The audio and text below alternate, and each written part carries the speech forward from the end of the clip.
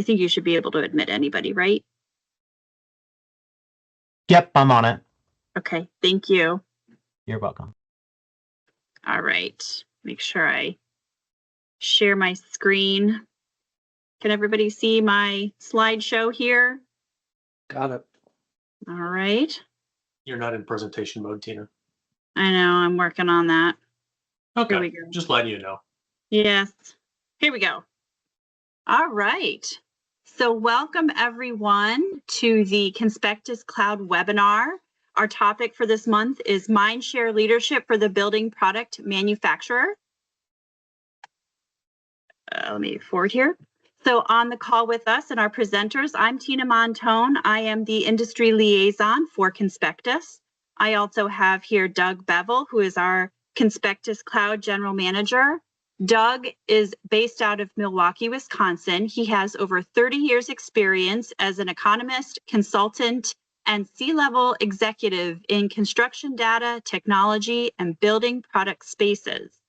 Highlights of his positions in the industry include General Manager of AIA MasterSpec Manufacturer Solutions, President and CEO of BIM Objects, and the Chief Economist and Director of Enterprise Solutions at the Blue Book, Executive VP, COO, and Chairman of Hager Asia, and Director of Enterprise Marketing and Product Development for McGraw-Hill Construction. In the middle of the screen, you see Mr. Steve Gantner. He is our Executive Vice President and Senior Specifier out of St. Louis, Missouri. He has more than 25 years of experience in all phases of construction, including programming and planning, budget review, design coordination, construction documentation, design team management, construction specifying, and contract administration. He is also very instrumental in the development of Conspectus Cloud, an industry specification tool. This webinar is being recorded and a link will be sent out to you after this. You are welcome to share this link with your team and organization. This is an interactive webinar, as I mentioned, so questions are welcome. Please use the chat box or your actions in Teams, wave your hand, clap, whatever you'd like to do. We will also be polling you to encourage your thoughts and participation. So if you have a phone close by, please grab it, or you can log into Menti in your browser.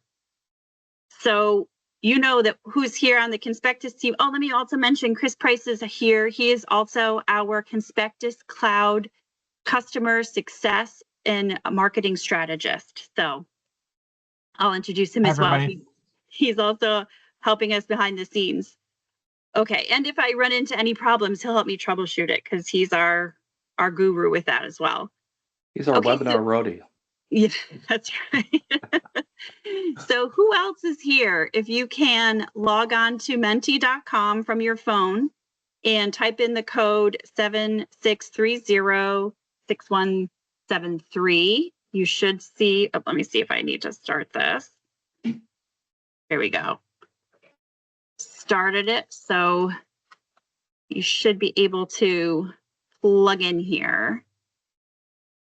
Excellent, it's working. This is very exciting. You can also do it from a local browser on your laptop or desktop computer as well. Yep.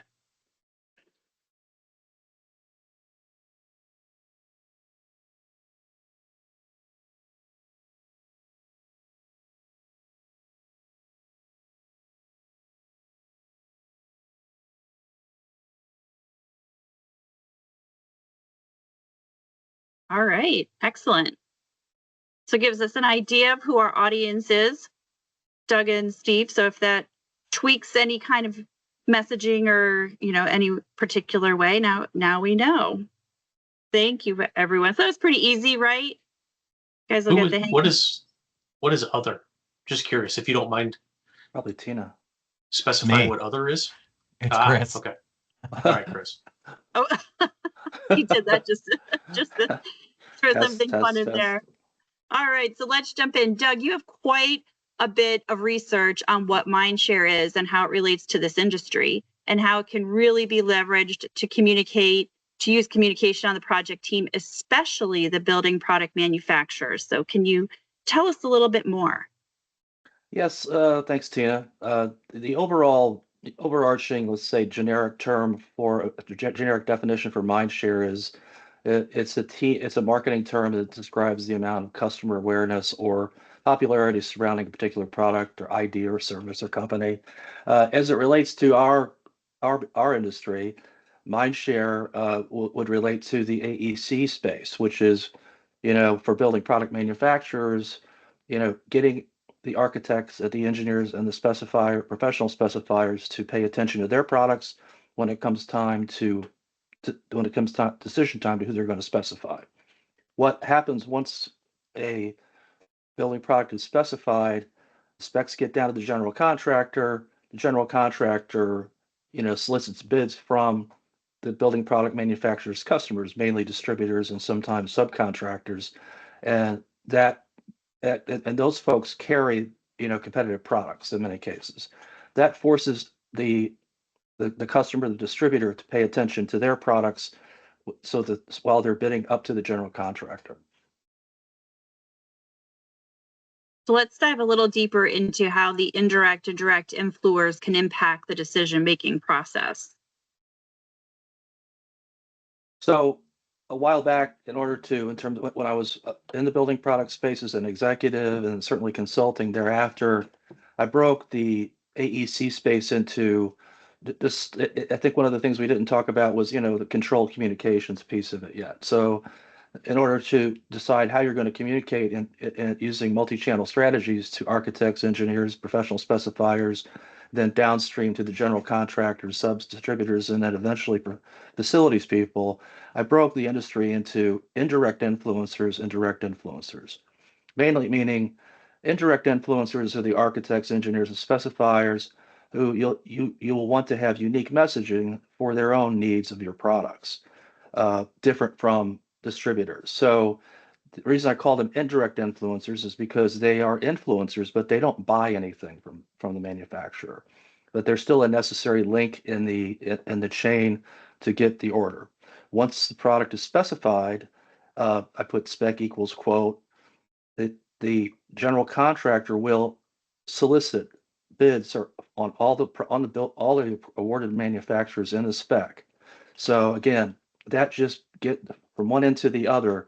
Once you have the architect, engineer, specifier Mindshare, that just flows right down to your direct influencers who are, giving you purchase orders. And then years ago, Tina mentioned I was with McGraw-Hill Construction for quite a while, actually.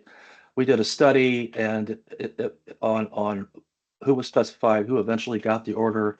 If you're specified, you have about a 70% better chance of getting the job than if you were not specified, at a much higher margin, because you're not then having to, come in as value engineered product and cut your prices. And then once you're in the building, the chances that you're repurchased in a no bid situation go up tremendously. So. Okay, so we'll take a pause here to poll the audience again and check and see if anybody has any questions. But the first question is, what is your biggest challenge getting specified? And if there are any questions.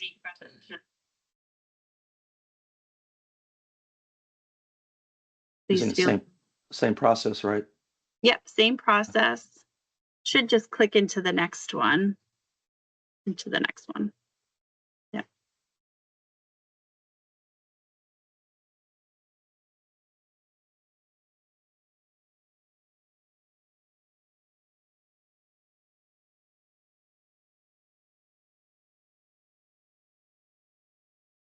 Is everybody able to use it?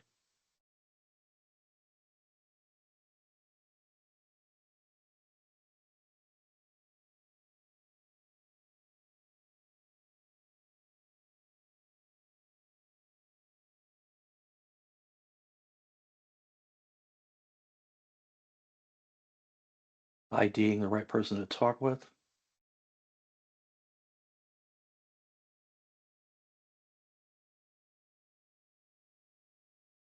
Does that refer to just finding the right person within the architectural firm to talk with, and then getting the architect's time? There's two There's 3 responses.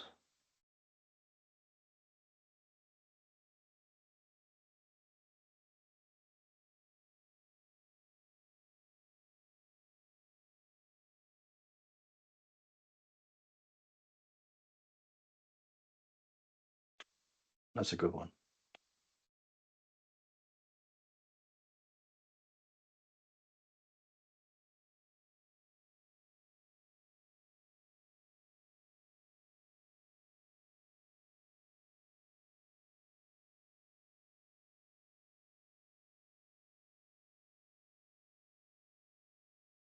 These are good. Sound like they're Mhm. coming from the manufacturers. Ooh, whoops, I didn't mean to do that. I was No. trying to scroll down. Tina, we're going to have these so we can address them later. Yep, absolutely. Yeah. Okay, because Mhm. some of this might be covered in the rest of the presentation. So, but getting specified, you're going to hear me refer to this for manufacturers. Specification strategies they require patience and hard work. Mhm. But once you get specified, you know, you start getting more mind shares. You get down into the contractor and distributor areas where your products get bought. So. Tina, can you scroll up so we can see the rest of the? This is these 7 responses. What you see are the ones. Are you not Right. able to see the NA?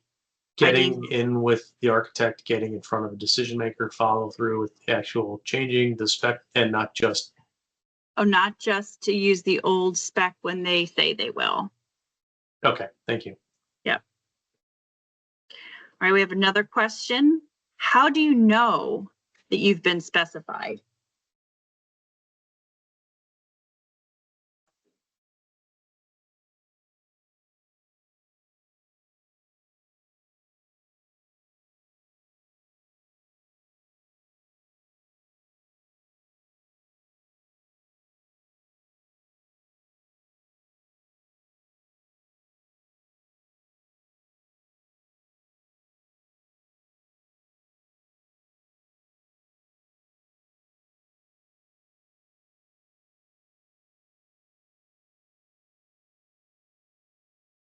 I was just going to ask that question.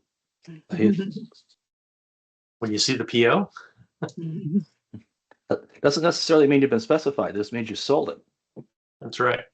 Could have been a VE sale. There's no such thing as VE, Doug. Remember, I keep telling you that. Oh, I It's can tell you. cost cutting. Oh, okay. Cost cutting. Well, then how come you call it VE? I explained to everyone when I say the words VE, I mean cost cutting, Okay. scope reduction.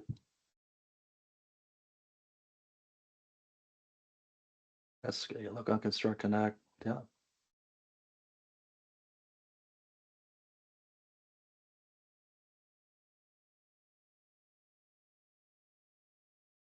Yeah, Construct Connect has a tool that'll flag your specs. See 2 follow-ups. That's nice. Also, the second one, the distributor will let you know too. In many cases, it depends on the relationship you have with your distributors or contractors.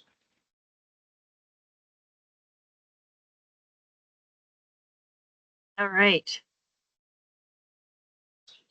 This is good. This is a good suggestion in opening it up. We were talking about what the best way was to have this poll question, whether we set up some preset ideas of where we think you could be, where we think you knew where you would be specified, either through the owner or through the spec. But this is great. I think this is really eye-opening. I think it's very authentic, quite frankly, from my Yep. experience. Yeah. Absolutely. Yeah. So there are challenges, right, in getting in the product selection throughout the process. So what are the challenges that the BPM might face, the building product manufacturer? Because the customer's mind share can be very volatile. So Tina, the biggest, the biggest challenge, as I just said, is executing a successful specification strategy. So, those don't happen overnight, but once you get that first couple of specs, and especially once you get into the office master of the architectural firm, you get the one-to-many success rate. So you'll get one architectural firm, many projects, right? Instead of targeting project by project and doing a transactional kind of approach. But once your product is specified, there's normally more products, more manufacturers specified that meet the same performance criteria to your product. So normally they have 1, 2, or 3 additional folks named in the spec. So then that's when you need to kind of cover the sale, cover the spec, and make sure you're in touch with your distributor or subcontractor to make sure that they have what they need to hold spec, be it pricing, be it some kind of technical support, whatever, because they've got choices, they've got competitive choices. And then the next thing, if you click again, you want to avoid, the next thing is a VE or cost cutting, as Steve would say, brought up by either the owner or the general contractor. So especially as I talk a lot about products, buildings that are being built for profit. So like most schools and hospitals aren't necessarily being built for profit. So their specs hold, they're less volatile to a value engineer or cost cutting move. But buildings that are being built for profit, which would be any office building, hotel, so on and so forth, that's the sole reason for that building is to generate income for the owner. So building products and everything else are much more price sensitive.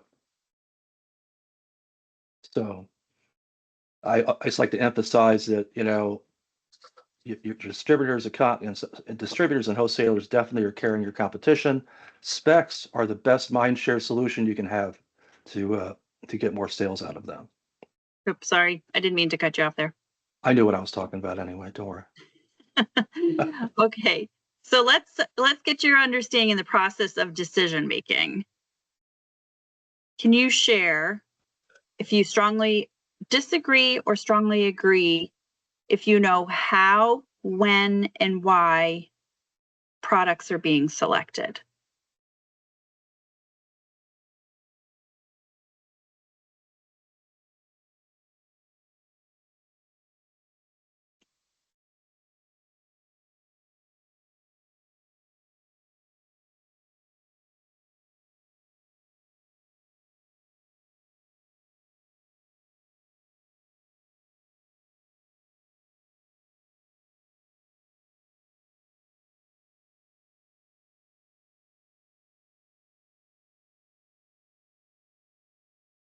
Okay. We know how and when, but not necessarily why. Okay, I think we've got everybody in.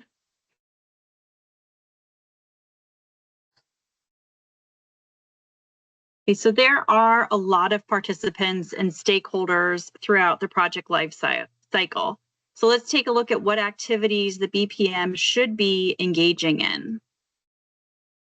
So this is the project life cycle that some of you might have seen through a Construct Connect or a Dodge kind of thing. But so the most important, what we want to focus on are the 2 most critical phases where you need to be involved. And certainly in preliminary design and design documents, this is when products are being researched and selected for specification. And what I've done here is put down below in the orange the activities that accompany a successful strategy in terms of getting specified. So as you can see, provide the specifier with product information and consulting that they need. You're going to see website under all of these because the website is the #1 place that specifiers, architects, engineers want to go to find product content. And then the next most important, once you're specified, okay, the procurement, the contract tendering and procurement areas are, let's assume, like some of you said, my distributor lets me know, or I've got a feed from Construct, Connect, or Dodge where they send me a project alert that my product is in the specifications. That's the time to get with your distributors and subcontractors to, again, support them so that your spec holds, and it basically it becomes protected from any value engineering or if there's other manufacturers that are listed in the spec as approved, be able to sell your product over theirs. And what should be avoided? What part of this project flow should be avoided, even though it is always a part of the project life cycle? It just depends on what product you make. I mean, some products are so cost sensitive that a lot of the manufacturers I've dealt with in the past don't really pay much attention to the bidding or the contract tendering phase. They go right to the distributor, or in the paint industry, for example, right to the whoever the awarded subcontractor is. So sometimes I don't know if it's just wasting time at the bidding stage, bidding the project for the manufacturer itself. The manufacturer's distributor will take care of the bidding on the project. But I don't know that you can really say avoid any of them. I think is there a way to avoid cost cutting the VE? Maybe that's a question more for Steve. Why don't you take that one? Yeah, I was going to say, I think the best way to avoid VE from a building product manufacturers is if you have a good relationship with the specifier, you're often going to find their same frustration as yours, is we don't get to talk to the architects nearly early enough. And we find ourselves most often in times of writing specifications. They haven't made a decision, or they're deliberately putting it off till shop drawings, submittals, which makes absolutely no sense, but I'm familiar with that. So I would say the best way to get mind share with your products out there, and get involved as early as you possibly can. And sometimes get the specifier on your side. And if you can, a lot of product representatives have good working relationship with specifiers. That's fantastic. I trust a lot of them. That's my main source to go to outside of project websites. The other component is holding the spec. We say hold the spec. We would love to have the architects hold the spec 100% of the time. Part of the problem that the architects face is pressure from the owners or the contractor, and they want them to cut the cost. And they're telling them, hey, I'm going to use an example. I can cut $10,000 out of your project if you don't use AWI certification. Well, as a specifier, I can fight back if I have the knowledge, like I do with AWI. It will never cost you that much money to get AWI certified. If I know that about your product, I can push that back against that with the architect, as long as we have a place at the table, right? And then finally, Doug, you want to talk about relationship with the distributors, because that's more on the wheelhouse of how the BPM interacts with their distributor network. Well, the reason for the distributor network is multifold, but mainly, especially in new construction, is their relationship with local general contractors. So that's why manufacturers have, and then they have a distributor sales networks that can either be captive or they would be sales agents that are independent, commission based. But those folks having really good relationships with that distribution network can help you in many ways, especially to hold specification, because normally if you're specified, that it's not just you that's specified, right? It's not just that one manufacturer. There's at least two more, sometimes more. So not only do you want to hold spec, with a distributor, you want them to use your product over one of the other products that's in that spec. So it's in other words, having the value proposition. Many times that value proposition is you just ship on time, or whatever it is that helps them. Because at the end of the day, a distributor is trying to do the same thing that everybody else on the project team is trying to do, and that's make money. And so now we have. Oh, go ahead. Hello. Question. This is Dennis. Can I jump in? Sure, Dennis. One of our biggest problems seems to be that, we're not on site every day like the contractor is with the owner. And they're all the time having separate meetings with the owner that we're not involved in, and tell them, I can save you $600,000 if you use quick wall instead of modern fold, for example. And so they kind of work that in through the back door, and then we have to live with that decision most of the time. Sometimes we can hold spec and not, but that seems to be our biggest nemesis. I understand exactly where you're coming from, Dennis, because I've had that before. And I think that's where if you look at the chart on your screen, the far end, the operations, facilities managers, asset and facility management, if the BPM has a relationship with a specifier and you have a project, and this is going to be a distinction too, because Doug and I were talking, if it's a strip mall, nobody cares, right? Because it's going to be turned over in a year, 10 years, whenever they sell it. But like a hospital, let's say, that's more important. And what the BPM can do is help enlighten the owner, if we can get in front of them and say, hey, this product was selected because of this, this, and this. And it will save you, it's going to cost you, yeah, you could get a savings right now, but the maintenance over the next 10 years is going to be twice what you just saved. And that's where having the BPM's knowledge in your court to help you hold that spec. But you're right, a lot of times there's a lot of back deals going on the site with the owner and the contractors. Right. It also could depend on the kind of, if it's where you've got maximum price, right? Guaranteed maximum price. If it's too tight for that's another dynamic where the GC just says, you know what, I'm not making enough money on this. We need to take some cost out. They don't even tell the owner in many cases. Well, oftentimes they're actually buying the whole project out to reach that GMP. So they haven't even selected, a subcontractor or product. And that's when we get inundated with substitution requests. Because the spec doesn't, the spec products are not going to fall within the guaranteed maximum price, right? That's where engaging the specifier early is critical. And I've got an entire presentation on why you should engage the specifier and a conceptual estimator early on in the project so that doesn't happen. Mm-hmm. So are there tools, what are the strategies and tools that help the BPM get into the process sooner? Okay, strategies and tools, and I'm going to use this part of the presentation to also say that we are aligned with, for those of you who know, Specs. We created an alliance with Specs, and I'll go into what that means for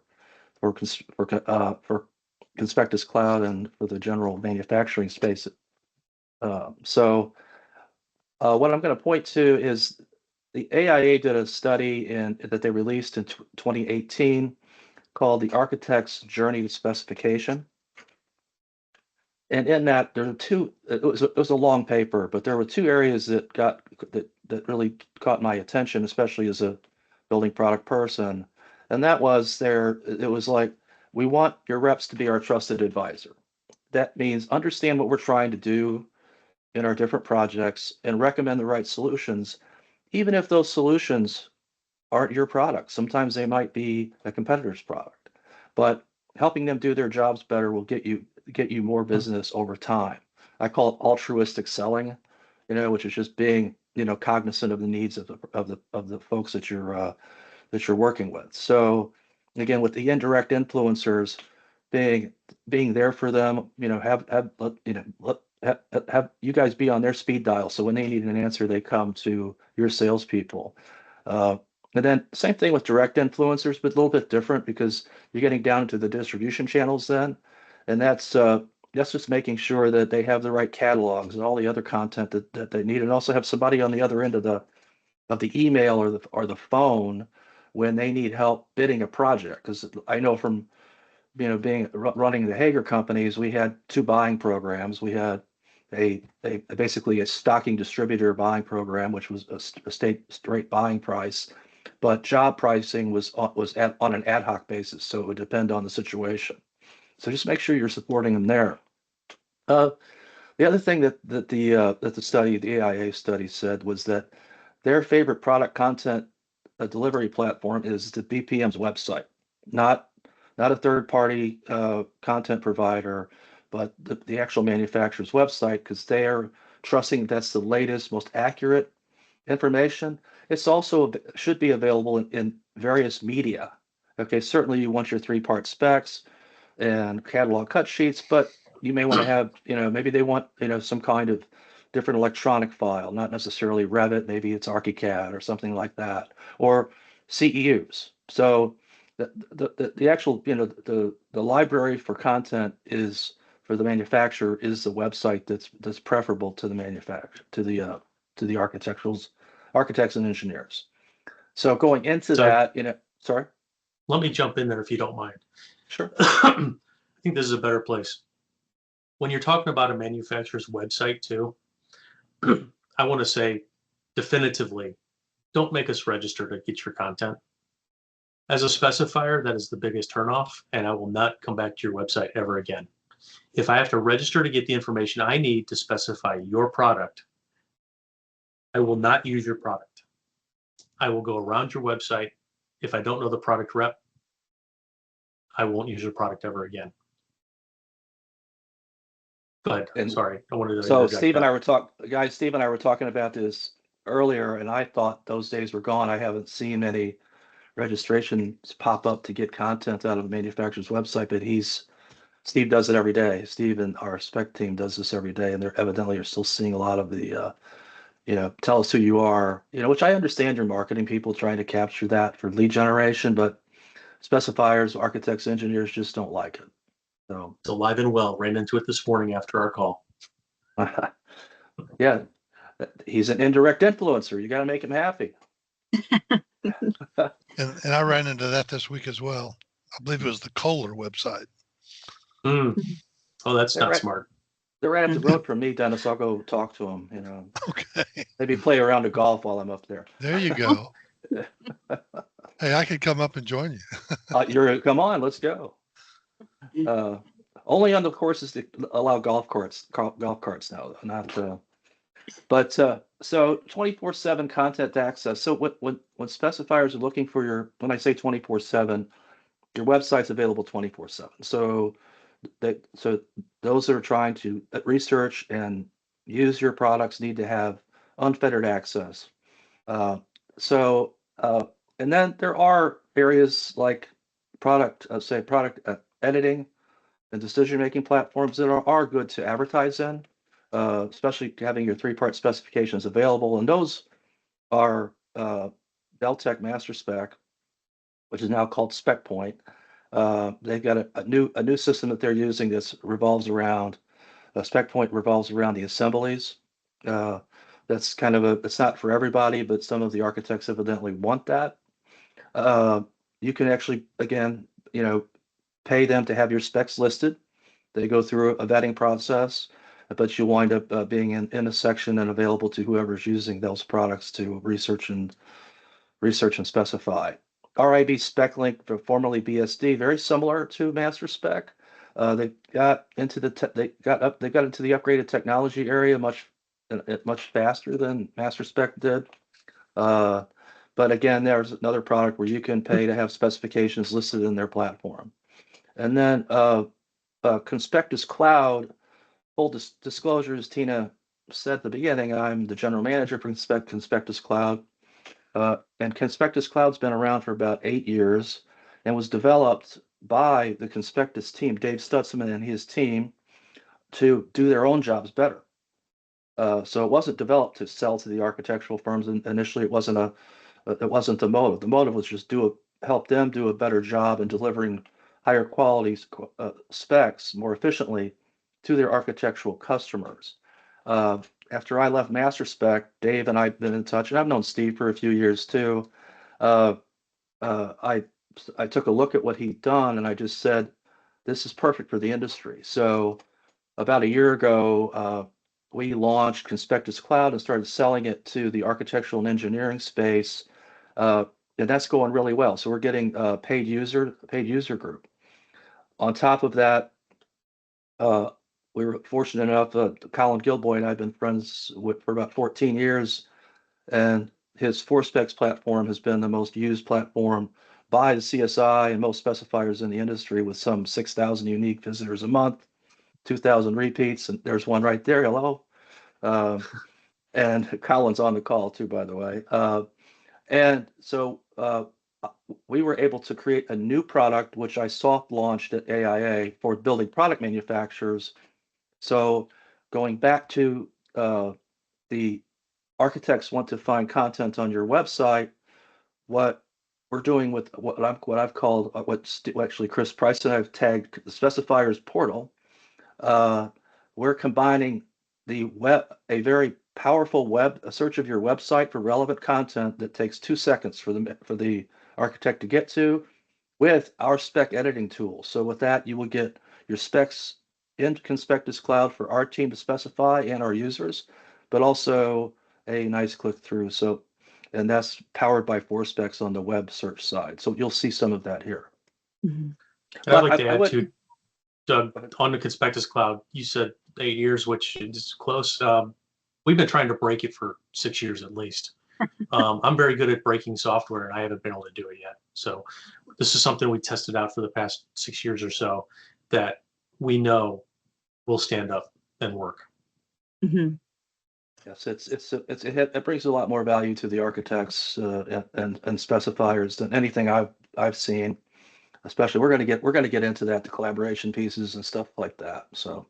Yep. So before we dig into that, basically, the point that we want to just kind of hit home is to ask, are your specifications up to date? Whether it's on your website, in your platforms, make sure that your specifications are up to date, because you don't know when they're going to be accessed by architects, engineers, specifiers. All right. So that's that to go back. Can't remember if I mentioned it. That's the architects, engineers, the specifiers aren't trusting third parties as much as they trust your website, and it's no fault of the third parties. It's just that building product manufacturers get busy, and you'll update stuff on your own website, but sometimes your marketing folks forget that you've got content out there on other platforms. So. Yep. So here's the question: waiting for players. Oh. I don't know why this did this. Sorry. Answer fast to get more points. I don't know why this slide came up like this. I'm sorry. Confidence level in your current specification strategy. I guess you have 7 seconds to answer. I don't put know a timer on them? I didn't mean to. I'm not sure why this has a timer on it. None of the options are, sorry guys, I don't know why this slide came up like this. Tina. Sorry, I don't know. Can I see if I can redo this? Manufacturer audience, you're our maiden voyage with this. So far it's gone great though. Yeah, wrong. No, this is fine. This was my first hiccup, so sorry about that. I'm not quite sure why that slide, I must have missed some kind of check mark, the mentee. Anyways, just something for you to think about. What is your confidence level in your current specification strategy? All of your answers are correct. Do not listen to the slide. Okay, so now let's get into exactly how Conspectus Cloud is the ultimate support for collaboration and Mindshare. This is very geared towards, obviously, specifiers and designers, because we obviously, specifiers, work within the formats. That's, how we communicate the written construction documentation. But we want to also use this as an opportunity to provide some education to you as well. So, Steve, can you help explain our evolving specifications? Yeah. What we're trying to do is, you can see the typical silos that architects and engineers, the design team, works in as they progress through a project. It starts at a concept design where the architect or the owner generally gets the idea of what they want to do, and they present the concept. The architect presents a conceptual design. You wait a little bit for the owner to make a decision that, yeah, that's what I want. And then you start on the schematic design, where you're refining that a little bit more. Sometimes the schematic design is a design narrative. I'm sorry? No. Once the schematic design is complete, the owner will review with the architect, and maybe they bring a contractor on board at that time, maybe not. Wait for sign off on that, then they'll start outlining specifications and design development. Hopefully by then they've started making some decisions as far as materials go. Not always. Then the same thing happens towards at the end of design development. There's a pause while people look at it, make sure it's what they want. Ideally, this is the end of any value engineering, because at this point in time, it could be value engineering. It's not cost cutting. And then you move into construction documents where you're just documenting the final design. Unfortunately, I've seen this all too frequently with a lot of firms. Construction documentation is actually not documentation, it's still design. They're still making decisions at this point in time, which is not beneficial to anybody. It's particularly specifiers, estimators, building product manufacturers, everyone involved in the process, because we should be firming up everything at this time, not still making decisions. After construction documents, there's another pause where it goes out for bid. This is where the true cost cutting starts to happen. It comes in too expensive, so you got to cut cost, cut scope, do something to make a drastic change in the price. And throughout construction, you're still making modifications, and then you have opening the building, and then you have operations. What we're proposing is that you start, and all that follows the traditional method of using master format to document everything. We're proposing that we use uniformat from the very beginning. And our motto is say what you know when you know it. So what we'd like owners, architects, engineers, and we'll get into an example in just a minute, everybody involved in the project, spend a little bit more money. Try and convince the owner, and I'm talking to the architects on the call right now, or specifiers, spend a little bit more money ahead of time because you'll save a lot in the end. Make some decisions, document those decisions before you even start drawing anything. Then you start refining it as you move along, but you're still documenting your decisions and your changes as you go through. There's no stopping in the work. There's no silos. You're working together as a team. You get to master format. You can switch over to your construction documents in master format, issue those at the end for construction, still make your modifications, but then you can jump back into uniformat, and uniformat's a good way to monitor your operations through the life cycle of the building, because you know exactly what's been in your building from the beginning. And you can also document via the uniformat process why things were taken out, when they were taken out, who took them out, and that way you don't have to revisit those decisions again. So we believe firmly that a unified approach from the beginning through operations can help save owners time and money by spending a little bit more upfront. Thank you, Steve. So let's take a look at what the actual, a screenshot of what the actual platform looks like and what some of the key tenets are. One of the most important ones is a universal license, which allows for unlimited collaboration. Can you explain more to the audience what that means, what universal license means in general, and what that means to them as an architect, a building product manufacturer, and quite frankly, anybody on the project team? Yeah, we believe firmly that all participants in the project should have access to the specifications. We believe wholeheartedly in transparency and collaboration. What we want is everyone's input to make a better project. Pardon me.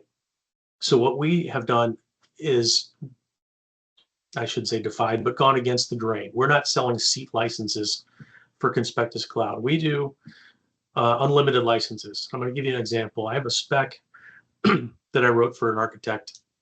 It was a curtain wall spec, and it was a pretty large project. So from the very beginning, I was talking to the architect about this process, and you can see on the lower right-hand side, Tina, if you can highlight it. Oh, Dennis Elrod says, "Are you showing a slide?" Oh, can you guys see the slideshow? See it, authentic collaboration, right? Okay. Yeah, Tina, you want to just kind of hover over the comments? right here. Yeah. So Can you what we see do is my- allow, I can see it, yes. Okay. What we can see is comments made back and forth between participants in the project. Unlimited seat licensing means you can invite everybody. And for this curtain wall section, we invited the architect, who's the project, the signing and sealing the documents. We invited the structural engineer to look at it because it was a high-rise building. We invited the facade consultant to make their comments on it because they're facade consultants and they want to make comments. We invited the testing company that was going to test the mock-up, the full-size mock-up in their laboratory. They were invited to look at the specs. We invited a contractor. We invited the subcontractor. We invited the glazer. We invited the curtain wall installer. The superintendent was invited to comment on this. The estimator was allowed to look at it. As a result, and the building product manufacturer, I forgot to mention them. They were all invited. They all commented on the specification. And I can tell you that that building is almost complete on the facade. There have been no requests for information, and there have been no change orders in regard to that material because everyone was involved from the very beginning. And that's what we believe in. If you can have everyone that participates in the project, sure, we had some disagreements, but we worked through those disagreements in the comments. We had a meeting to discuss some of them, but in the end, it worked out better for the owner. So that's what we mean by one license, unlimited collaboration. And this dovetails almost perfectly into a couple of the statements that were made when Tina had the question about, what are your problems in getting specified? And some of them said just know who the right person in the firm to talk to is, or the timing of that. Our platform offers the timing. Is my experience, guys, as a manufacturer, is that architects and specifiers want to talk to you when they want to talk to you, that they don't necessarily want, somebody knocking on their door while they're working on projects and they're not working on your product at the time. What Conspectus Cloud does is allows our users to reach out to a rep from your firm to ask a question and come in and help with the spec, as you can see in this slide. I love that about the Conspectus Cloud. Yeah. Yep. So let's take a look at the knowledge exchange and what is the specifiers portal. So you mentioned it before, Doug. Let's dig a little bit deeper into this. And I am going to have to jump out of my PowerPoint to actually take a look at the live site. So before I jump out, let me just show you here. I'll bring this back up, but Ted Kenny's also our director of sales. I just need to, there we go. Can you see my website there? We can Yes. see it. So the thought behind the specifiers portal was to do two things. One was to make sure that we have that we have your specifications, your product specifications in Conspectus Cloud, so our whole universe of users can select your products on projects. And the other one was to leverage your website content, just like the Architect's Journey to Specification by the AIA set. So with that in mind, it's a very unique platform for manufacturers. Again, we haven't done a hard launch yet. I launched it at AIA, just went around, talked to folks, went over really well. So to the point of accessing content on the manufacturer's website, one of the problems, even on the best websites, is quickly finding content, for the specifier to quickly find content. So as you can see with this particular, this is a microsite for USG, okay? And we have their products listed, individual products. Along the left-hand navigation, there is sales support. And then there's, design resources. These are custom links. So a manufacturer can have just about whatever they want there.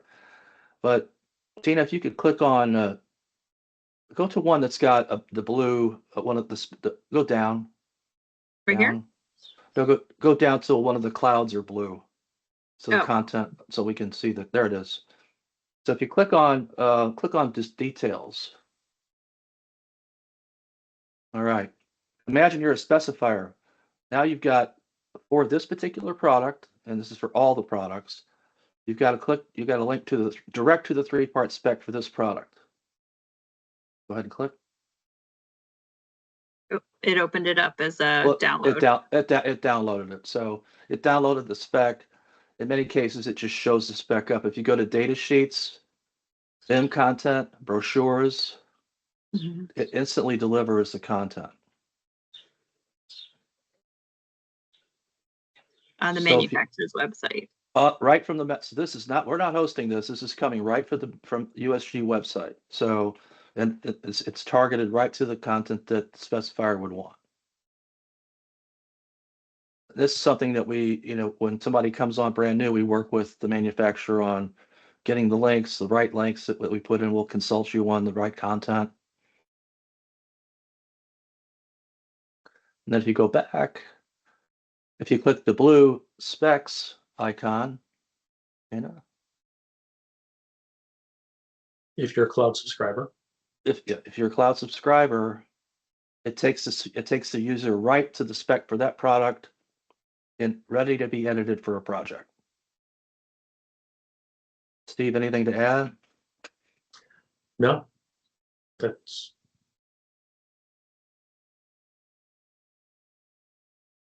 So we will, interested manufacturers, we will first look to see what content we already have in Conspectus Cloud for your products. If we don't have any content, we'll work with you on getting content put in. Sometimes we have content, but we don't have all of it. We'll work to get all of that included. And then we'll work with you to link those relevant areas of your website to those quick buttons for the specifier to use in the portal.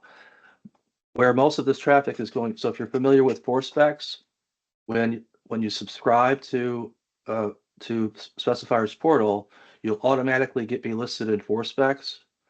And when a specifier clicks on the link in Specs, it goes straight to that USG type microsite. And then they have access to content in your website, and they have access to cloud, access in Conspectus Cloud if they are a subscriber. Even if they're not, they still have access to your website content. And we'll work on getting them into cloud, because once they click it, we're going to call them if they're not a subscriber already.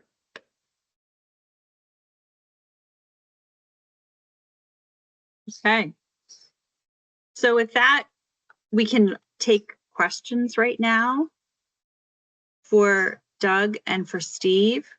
And then, like I said, I also put up here Ted Kenny's information. He's our director of sales for Conspectus Cloud.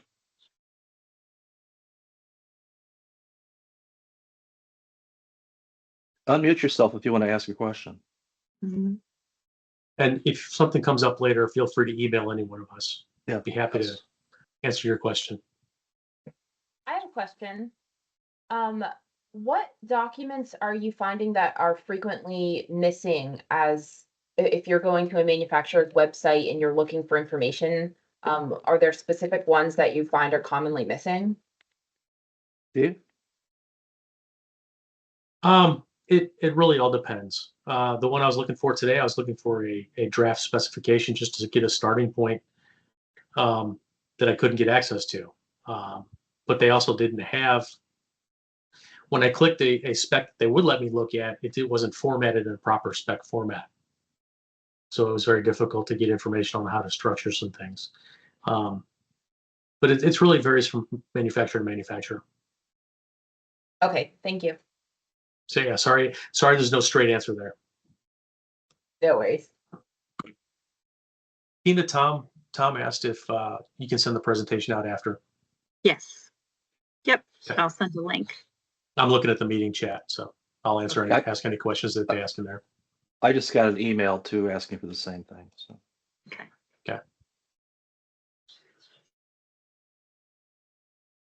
Well, we're ahead of schedule.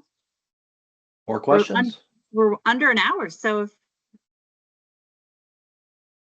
there's any more questions, no? I'll make a comment here, Colin. I'm going back on a revalidation of all our manufacturers, and I'm finding simple things like a phone number not available. Where are you in the country? Just simple things.